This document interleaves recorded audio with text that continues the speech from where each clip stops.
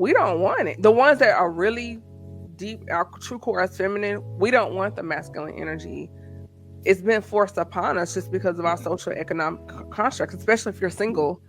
Because if I don't go out here and go get it, I don't have someone to fall back on. So I have to go get it. But when I come home, I take that down, I pull that off. I'm like, ooh, like it's exhausting. And for me in my mind, I don't see how some women willingly carry that all the time.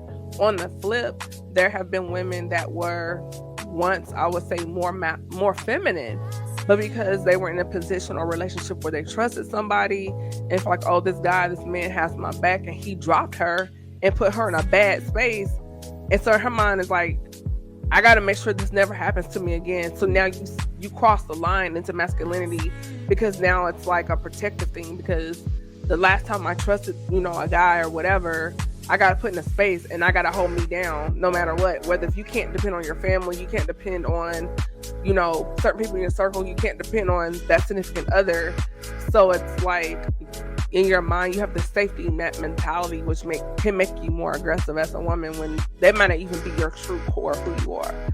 No, facts. No, the PTSD that women that's what that is have to deal with is very much real, which is why, like, when you do have a man that is trying to not trigger like all those things that are causing that PTSD, it's somebody is gonna have to go first, right? You know what I mean? So like, if you got PTSD, so you need me to be soft, right? You need me to come at you a little bit softer, but in order for me to come at you a little bit softer, I have to be able to express myself without demasculating me, if that's a word.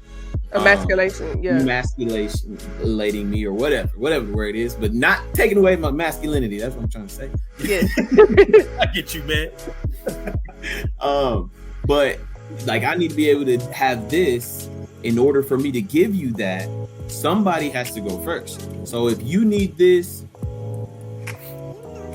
and you need this from me, but I can't give you that until I get this from you, somebody has to give before they give. And so that's where honestly, me and my wife had to come to the terms of like, and she didn't want to like admit it, again with pride, she didn't want to admit it, but I literally said to her in the argument that like, we just need to establish that you got a need, I got a need, but I have to fulfill your need before I can get my need. And so we're going to go ahead and establish that I'm the one that is going to have to suck it up and provide your need, and then I'll get what I need, right? And so once that's established and we get it, then all right, I gotta take this little baby step in order for me to get, and then once you give me a little baby step, now I can give you a couple more steps. So then but again, we gotta establish somebody's gotta go first. But that PTSD, like, there's triggers that every woman has, either from a past relationship or from how they grew up, or from anything that has happened.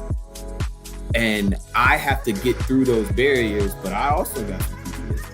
And it may not even come from a woman. It may just come from being the fact that I'm a black man in America.